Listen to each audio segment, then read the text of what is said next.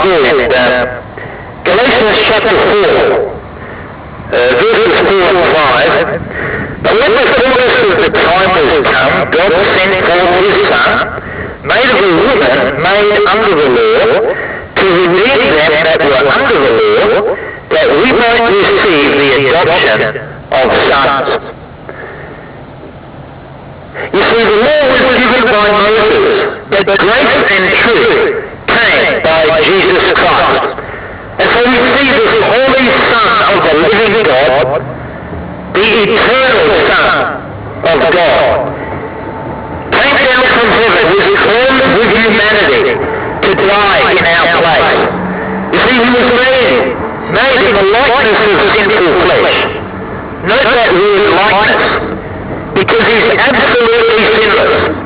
There's only one without sin, that's the Lord Jesus Christ. And I present him to you again today as the only Saviour, who can be your Saviour. Yes, he's the Saviour of the world. He's offered to the whole world.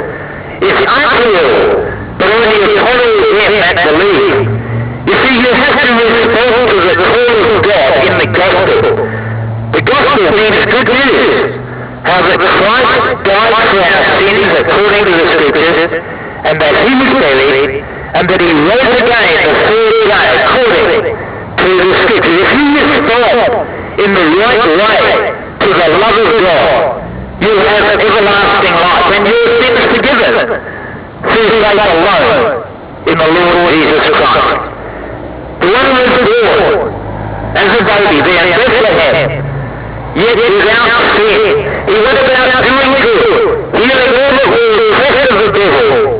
Why? Because God was with him. You see, one of his titles is this, Emmanuel, which being interpreted is God with us.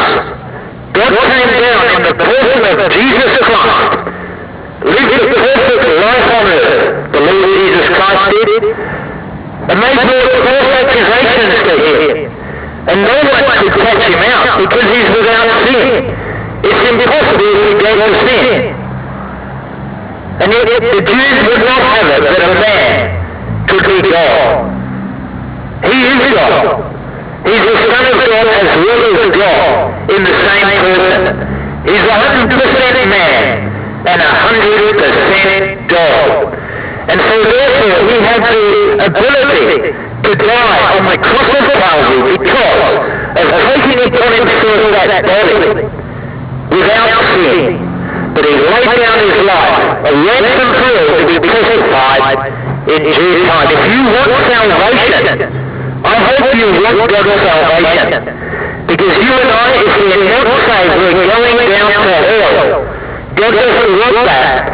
He sent the Lord Jesus Christ into this earth that we might live through him. We might have everlasting life. You see, we need spiritual and eternal life.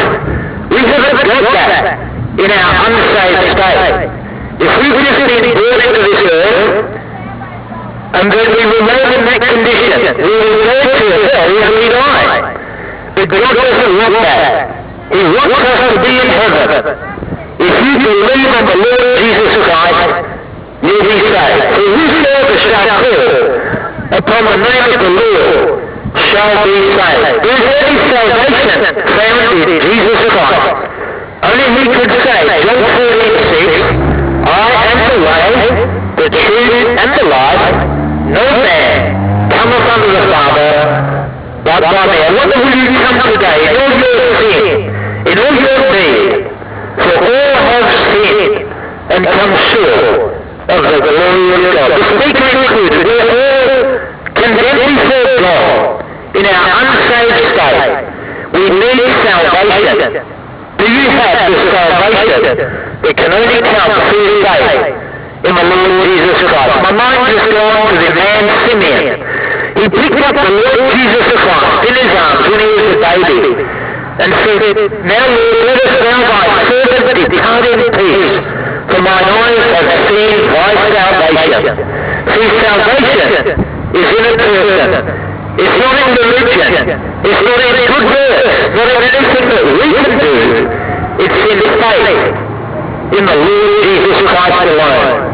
That person can give you everlasting life. Are you prepared to come in repentance toward God?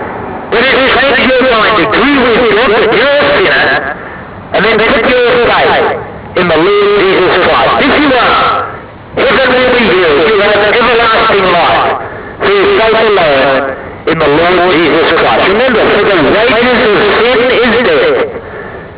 But praise God for the next part of the verse. But the gift of God is eternal life through Jesus Christ, our Lord.